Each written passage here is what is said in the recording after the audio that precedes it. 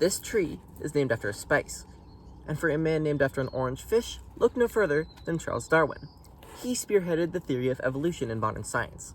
His basic idea was that all organisms, extinct or otherwise alive, originated from a common ancestor around 3.6 billion years ago, give or take a few election cycles. Now, this was actually proven via the existence of tiny little fossilized microbes in what are known as Archean rocks, found in the real-life version of a twisted and violent burnt hell, Australia.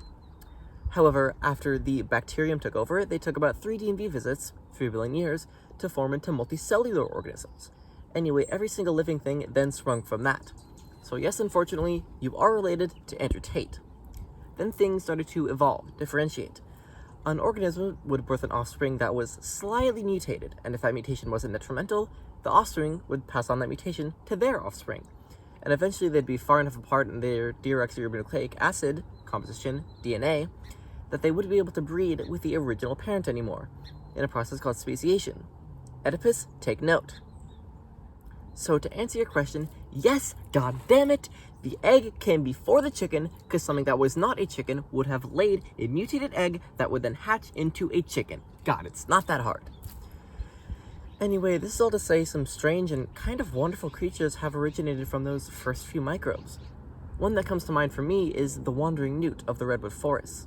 They actually live their entire lives upon the tops of 150-foot redwood canopies.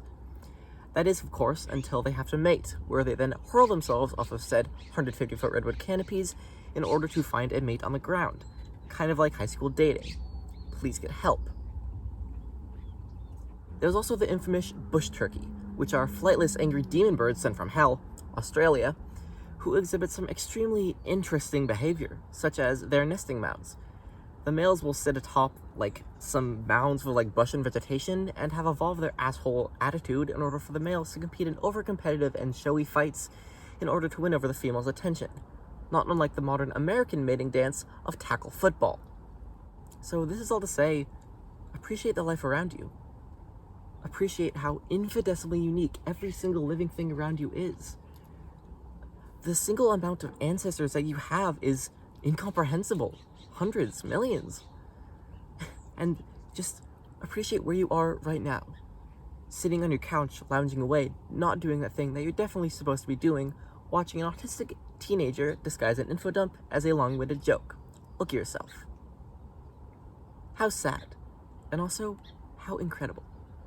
You truly are a feat of nature. You truly are incredible. And I'd like to leave you off on the most wonderful, complicated, and intricate thing that evolution has brought to this world. That being human mating rituals. Isn't it beautiful how you may find life, find love in another person just as infinitesimally unique as you are? Isn't it incredible how mutation and mistakes and triumphs in chemistry and random collisions of matter can bring 2 people together in the perfect time to make something perfectly beautiful? Wow. I think the most incredible thing to come out of all this happened actually just last night, when I mated with your mother. Set up toy, guys. We got the computer, got the little editing boopy boopy, got a camera. Yeah, I got a power bank acting as a support for this tripod shoved in a hole in the ground that was holding the computer a second ago. We got the actual tripod, and we got an open knife. Right now we're under a pepper tree, and in this like little dugout thing that I'm pretty sure a homeless guy dug out. I don't know, that was his tarp. I'm using it to block the sunlight. So that was Maddie's Cribs. Welcome. I hope you enjoyed.